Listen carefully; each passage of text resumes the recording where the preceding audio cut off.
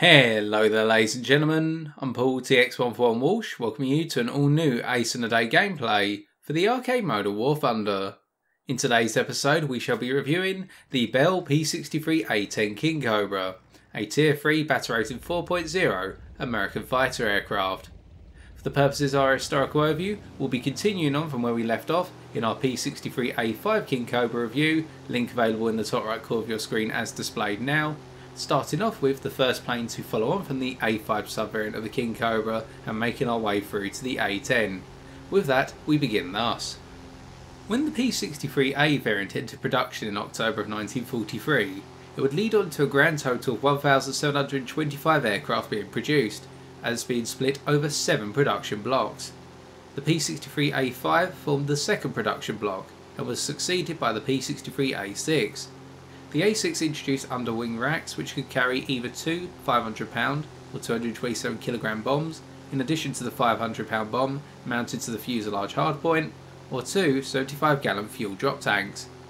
The fourth production block, the A7, introduced underwing racks that could carry two 64-gallon fuel tanks by another set of drop tanks. The fifth production block, the A8, increased the plane's armour to 188.8 pounds or 85.6kg to help protect the aircraft from ground fire. The sixth production block, the A9, increased the armour of the plane to 198.9 pounds or 90.2kg and saw the 37mm M4 cannon that fired through the propeller hub replaced with the 37mm M10 cannon. The M10 was a notable improvement in that it was fed using a metallic disintegrating link belt which allowed for 58 rounds of ammunition to be stored rather than the 30 of the M4, essentially doubling the ammo capacity. Plus, the rate of fire of the M10 was 10% higher, 165 rounds per minute instead of 150. The seventh and thereby final production block, the A10, as depicted on screen today, saw the armour increase to 236.3 pounds or 107.2kg, and the plane was able to mount 3 air-to-surface rockets under each wing. It should be noted that in all instances of the A variant, the planes were powered by the Allison V1710-93 V12 liquid-cooled engine, with a power output of 1,500 horsepower. As a result, the 57.5 pound or 26kg increase in armour between the A5 and the A10 subvariants would have had a negative effect on the plane's overall performance. The P-63A-10 would be succeeded in December of 1944 by the P-63C variant, not the P-63B. This was because there was a lack of availability of the Rolls-Royce Merlin engine, meaning that the P-63B, which would have been powered by the 1,400 horsepower Packard Merlin V1650-5 engine, never progressed beyond the design stage, i.e. the proposed XP63B prototype. And with our historical overview concluded, let us take a look at how the P-63A-10 handles in the skies of War Thunder Arcade. Today's gameplay is brought to you from the airfield domination map Kursk. For this we'll be using the following setup. Universal belts for our machine guns, the reasoning being twofold. Firstly, the 60% concentration of armour-piercing incendiary rounds allows us to do good damage over time to our foes' fuselages and have the ability to set our foes' fuel tanks on fire. The second reason is that the 20% concentration of tracer rounds gives us the ability to see where our machine gun rounds are going compared to our slower cannon ammunition, for which we are using the default belt, which consists solely of high explosive fragmentation tracer rounds which are absolutely brutal against any given foe in the skies. Our gun convergence is set to 400 metres, affecting only our 2 wing-mounted machine guns. We're going to be using these machine guns as a backup plan in the instance we're forced into a turn fight, as in particular we want to focus on straight line interception and boom and zoom tactics, which this plane prefers. As for our fuel load, we are taking the standard 30-minute fuel load to ensure we can make it to the end of the game, unscathed on fuel capacity. We begin our analysis then by noting that the P-63A-10's climb rate is rather powerful when considered over short distance, if you want to gain say 1,500 metres altitude before needing to level out and build up your speed once again, which is exactly the case in this plane. Whereas a good number of planes at the battle rating will be able to sustain their climbs for longer periods, the likes of the C-205 Series 3 come to mind, being able to gain in excess of 3,000 metres altitude in a single climb at a 25-degree climb angle and a starting speed of approximately 400 to 450 km an hour. This forces you to be confrontational in the P-63A-10, knowing that you'll have the ability to match your foes in the first instance but not in the second stage of the climb. As you're starting to slow out and build up your speed, your foes are still climbing, and in the case here, we're using our ability to get to altitude quickly to take down the Sterling, or at least intercept them and cripple them so they have to drop altitude, and then come down hard on an enemy P-63 Kingcobra who was initially climbing but is now diving to avoid us. In doing so, we can see the effectiveness of our armour-piercing incendiary rounds being able to set them on fire and pick up a quick kill. Now, this concept of being confrontational is undermined a little bit by the straight line acceleration of the P-63A-10. When your stall speed, which is one of the better ones at the battle rating of 110 km an hour, all that to 375 km an hour, on engine power alone you'll accelerate at a moderate rate. And when you introduce war emergency power into the mix, you'll find that it's the reverse. You can go from your stall speed to 550 km an hour at an incredibly fast rate. But in both instances, when you hit this cliff, your acceleration drops off dramatically. So what you'll find is, on engine power alone, this plane does not excel in building up its speed and getting ready for the next engagement, unless you've come out of your previous engagement with a speed of say 375 km an hour, because then you're ready to go again almost, and we'll come on to idle speed in a bit. So you become addicted to war emergency power and using that to build up your plane's energy. But you need to be careful about this because there's other characteristics of the P-63A-10 which undermine it and force it to need war emergency power if you do not time your engagements correctly. And we're about to see that as we dive down on the Spitfire F Mark 9. Now, one of those other items is the concept of energy retention, particularly in the vertical, where what you'll find is the energy retention of this plane is not too strong over extreme distance boom and zoom attacks, or if you're dropping approximately 2,500 meters altitude or more on an opponent and then surging back up, where you'll lose a considerable amount of your energy as you try to return to the starting altitude, and you'll definitely not be able to return to your starting speed. So you'll need to use more emergency power to make up that deficit and get away from those foes who try to latch onto your 6, such as the Messerschmitt 109 Gustav there. In doing so, we're able to return to safety and get ready to go again. Instead, you'll need to favour yourself more towards short distance boom and zoom tactics, so dropping 1,000 to 2,000 meters altitude on a foe and then surging back up, as we're now doing against this Messerschmitt 109 G2, and we can see that we're able to very quickly take them out and then get back up to altitude and get ready to go again. A much more ideal situation in being able to manage the engagement. And as we break up, we also have to consider when we go into a dive, our dive speed acceleration is moderate for our battle rating, and planes at lower battle ratings will at least be able to match us. The likes of the Focke-Wulf 190A1 and the Spitfire Mark 2B come to mind, and planes at the higher battle ratings will definitely outrun us in a dive. The likes of the Typhoon Mark 1B come to mind. So we need to be careful in when we go into a dive, making sure not to be caught up by our foes, so we need to make sure we go into those dives early on as they're trying to come down us from above, for example. And the most notable foe when going up against the likes of the Messerschmitt 109 F4 is that what they'll try to do is dive on you and follow you through in a dive if you do not dive too early away from them, simply because they'll be able to build up the speed and outrun you in the dive. But as you build up your speed, what you'll find is your maximum dive speed is a very nice 987 km an hour, one of the highest of the battle rating, giving you the ability once you hit maximum dive speed to pull distance on foes who simply cannot get to a dive speed in excess of that or get near it. Most foes topping out in the region of 925 km an hour, if not less. We crippled the Dornier 217 there with the 37mm cannon shell hitting and a fire being set for a brief period of time before surging back up to altitude. And we can see through managing these shorter distance boom and zoom passes, we're able to control our position up high in the sky, also using the clouds to our advantage. And if the clouds were not here, we'd be showing the same tactics, just more wary of those who may be climbing to face us, knowing our position more regularly. Having gone for a reload, it's perhaps now time to come on to the armament, and why I mentioned earlier the need to have some tracer rounds within the 12.7mm machine guns to see where our machine gun rounds are going compared to our cannon. The offset muzzle velocity of your armament is that your machine gun rounds have approximately a 280 meter per second gain over your 37mm cannon shells, with their net muzzle velocity of 610 meters per second compared to the average muzzle velocity of your machine guns rounds at 887 meters per second.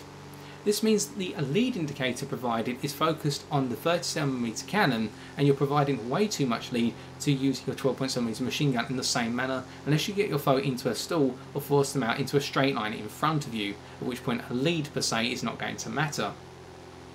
Besides those situations then, what you'll find is you'll need to aim inside the lead circle, i.e. not on the lead circle or beyond it, but instead inside it to be able to hit with your machine gun. And this is one of the downsides we found with the P-63A-5, and it continues here in that you'll need to provide two different leads for using your armament. but the focus is around the 37mm cannon typically, or its ability to fire slightly faster compared to the preceding M4 cannon, now having 165 rounds per minute rather than 150 rounds per minute, and you also have a lot of ammunition to dispense, a total of 58 rounds when fully loaded. Although you have to be careful not to fire your 37mm cannon for too long, because even when it's fully upgraded and you've got maxed out weapon maintenance on your crew, you'll find that the 37mm cannon will overheat rather quickly and be susceptible to a quick jam. And when it's playing stock, the dispersion on this cannon and its tendency to jam is incredibly high, and you need to manage that accordingly by sprinkling only 1 or 2 cannon rounds before stopping, giving it half a second to a second, and then firing again. And we can see there as we dove down the Messerschmitt 19 F4, the F2, sorry I should say, that we confronted them just before they could get into the head-to-head and make it a 50-50 situation, meaning that we took no return damage, whereas they fell out the sky. And that brings us on to durability of this plane. What you'll find in terms of durability is that the fuselage of this aircraft is rather sturdy, albeit the wings can sometimes snap off rather unexpectedly from machine gun fire, although I've found that to occur rarely, and it's normally when I'm chasing an enemy bomber and it's one of those off chances. Just something to be aware of. The main difficulty of your durability is that the engine is located behind the cockpit, not in front of it, meaning that when you're going head to head or attacking a bomber head on, you'll be fine because you won't take engine damage from your incoming part of the pass. It's when you've passed the opponent that you'll start to take considerable engine damage if the bomber's gunners are accurate. And when you've got somebody on your 6, if they're able to get some shots into the tail section of your plane, you may find that the high explosive damage from a 20mm cannon shell, for example, will carry through and hit the engine and do considerable damage. And if your engine does go orange or into a red state, you'll lose roughly 50 to 75% of your engine's performance, and there's a very high likelihood just a couple of initial hits will even make the engine go black. So you need to manage this accordingly, and in doing so, by taking that confrontational approach once again, most of your foes should be seeing the front of your plane, not the rear of your plane when you go into an engagement, and you're bringing to bear the power of the 37mm cannon. Now, one thing we haven't talked about in terms of high-speed dives, our favourite tactic being the boom and zoom pass, is the high-speed controllability of this plane, one of its key assets. In that, your strongest control surface, your roll rate, which is one of the highest at the battle rating outright, you retain your roll rate all the way up to 750 km an hour, at which point you'll lose 25% of your roll rate once you go up to 925 km an hour, so you're heading well within your maximum dive speed here, only another 60 km an hour ahead of you. This means that you're able to control the plane and be precise in the orientation of the aircraft, and even though you lose 50% of your rather powerful rudder when going into a dive, because your rudder is rather powerful to begin with, it means that you can still be precise in your aiming adjustments and go for foes, albeit we couldn't hit the Spitfire Mark 5B there simply because they went into a snap roll and split S underneath us. It would have been very difficult to follow with the amount of speed we had. But in general, your rudder is very powerful in the vertical, particularly when using it to conduct hammerhead tactics. But the downside of your rudder is that at lower speeds, particularly below 300 km an hour, it takes a long time to settle after you've used it. And in return, this means when you're in a low speed turn fight and use your rudder to bolster your turn circle, which is average at best and comparable to the likes of the LA7 and the Yak 9U, your rudder is going to shake out a little bit as it's restored to its starting position, and your opponents will be able to take an advantage from that as you fight against your plane to regain control. So something you need to manage. But when you go into those dives and it locks up and loses 50% of its controllability, you're not too worried, and this same pattern of a high speed lockup finalises in the elevator. Well, your elevator is the weakest of your three control surface domains in that it's good, but it needs a lot of speed to function well and enable you to do tight loops, particularly above 500 km an hour, although you can start at 400 km an hour if you get it right on the loop, as we cripple the Spitfire there. And what you'll find is between 800 and 900 km an hour, you'll lose 25% of your elevator's performance, which is not too much of a sacrifice. As we can see here, once you're in that moderate speed range, your ideal speed really of 400 to 600 km an hour, this plane is going to work well on the elevator in coming around and reversing directionality, as we come around for an interception on the MB162. In other aspects of energy retention, in terms of turn fighting, you've got poor energy retention in the horizontal, and you'll find that when coming out of a dive, your speed is going to drop away in a straight line very rapidly if you decide just to fly out straight, and until you drop below 660 km an hour, you'll really struggle to hold your speed. But here we've done enough to pull the distance of your copy of Yak 9U trying to pursue us, and it brings us to the end of the game and the post-game stats.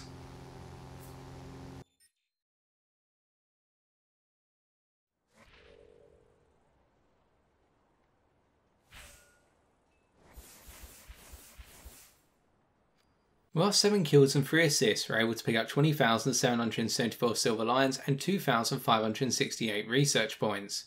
To defeat the P-63A-10 in the given matchup then, I can recommend one of two options. The first is to lure it into a low speed turn fight, particularly below 350 km an hour, where the pilot of the A-10 will not only have to contend with the plane's poor horizontal energy retention in the first instance, but also an additional heaviness on the elevator control, making the turn circle of this plane become wider. And in return, planes with similar turn circles naturally, such as the Yakovlev Yak-9U and the LA-7, will start to gain the upper hand.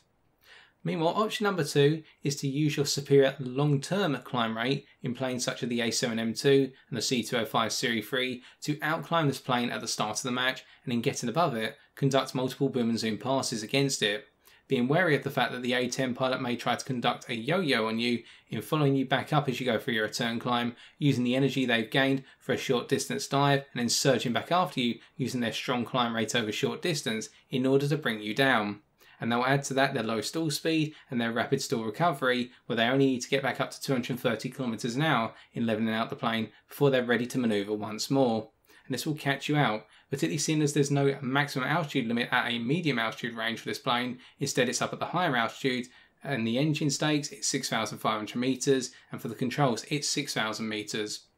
But by avoiding such circumstances in our own A-10 Kingcobra today, hopefully we've demonstrated that this American fighter is a very powerful interceptor in the quick run, where it's able to close the distance against its foes so long as it does not give its foes the time to be able to build up their position in the sky, whether they be a fighter or a bomber. And in return, it can use the 37mm M10 cannon to great effect, supplementing that with its 450 caliber machine guns. Keeping this plane in an ideal altitude range of 3,000 to 4,500 metres altitude will work well for conducting the interception passes, particularly against enemy bombers who try to level fly, and against those enemy fighters that would try to gain altitude and get into a position to attack you or your teammates from above. Instead, you can shut them down, and whereas most of your foes are going to be long distance runners, you're going to be a short distance sprinter.